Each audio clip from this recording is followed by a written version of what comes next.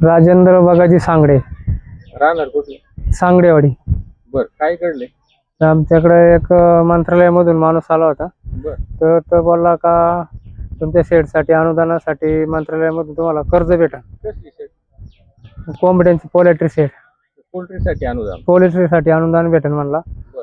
तर तुम्ही फॉर्म बिम काढला, त्यांनी फॉर्म बिम भरून घेतला. बर. आणि ते तुम्हाला हे मंजूर होण्यासाठी तुम्हाला पैसे द्यावे लागतील. प्रकरण तुमचं मंजूर होऊन जाईल 1.5 महिन्यात. बर. तर 1.5 महिन्यात त्याला मी 10,000 रुपये दिले. बर. तर त्याने आता तो फोनच उचलीत नाही आमचा.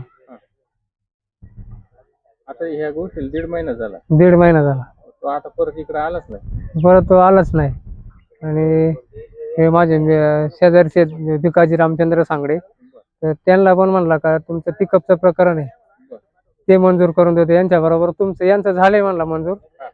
फक्त थोडा दिवसात यांचे पैसे जमा होतील आणि तुमचं काम होईल. यांच्याकडून त्यांनी 8,000 रुपये नेले. मग आता यांच्याकडे पिकअप आहे का नवीन द्या म्हणला, काय कसं? नवीन त्यांना यांना संगमनेरला बोलावलं कोटेशन काढायला. यांनी कोटेशन काढलं आणि त्याची वाट पाहून काटाळले. तो आलाच नाही. बरं, आता तुम्ही जे पैसे दिले ते कसे रोख दिले का कसे दिले? हा, कॅश दिले त्याला, ऑनलाईन नाही दिले? ऑनलाईन नाही दिले. बरं बरं, मग आता तुमचं म्हणणं काय, मागणी काय नाही?